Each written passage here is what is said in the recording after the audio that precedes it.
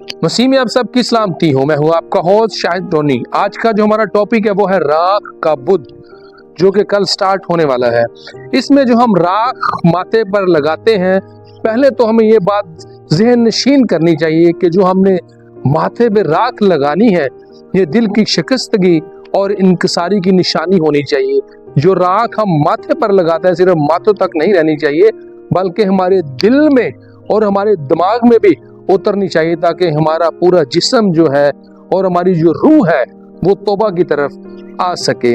ये दिन शुरू कब हुआ, इसकी जो तारीख है, राख के बुद्ध की तारीख क्या है, ये कब शुरू हुआ दिन। यानी पहले जो लोग थे, बने इस्राएल थे, जब तौबा करते थे तो टाट ओढ़ते थे और राख पर बैठते थे, जैसे कि हजरत अयूब और हजरत यूनुस के दौर में ये पूरा किस्सा है कि लोगों ने जब तौबा की थी। अब इब्तदाई कलीसिया जो थी, जो अर्ली चर्चेस थे,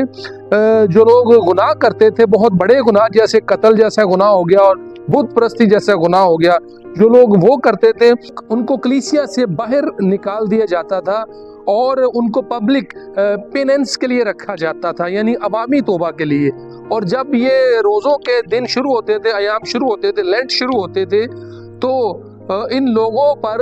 जो कि गुनाहगार होते थे, इन पर राख डाली जाती थी, और ताकि इन पूरे अयाम में ये तौबा करें और बाद में उसको ये जो ईस्टर का दिन आता था उनको फिर दोबारा कलीसिया में शामिल कर लिया जाता था। 8वीं और 11वीं सदी में जब चर्चेज ने ये महसूस किया, इब्तदाई चर्चेज ने, कि गुनाहगार तो सारे इंसान हैं, चाहे बड़े हों चाहे छोटे हों, सब गुनाह करते हैं, इसलिए सबको तौबा करनी चाहिए। इसलिए 11वीं सदी के आसपास फिर हमारे जो पोप साहब हैं, उन्होंने फिर ये ऑर्डर दिया कि जो राख है ये सबके माथों पर ही लगनी चाहिए। अजीज बहन भाइयों, पेशानी पर राख लगाना माजी की सिर्फ रस्म नहीं है, बल्कि ये हमें याद दिलाती है कि हम फानी हैं और गुनाहगार हैं, और बाइबल की वो बात भी याद दिलाती है जब खुदा ने कहा था कि इंसान तू खाक है और खाक में फिर लौट जाएगा। इसलिए इन 40 अयाम में रोजे रखें, दुआ करें,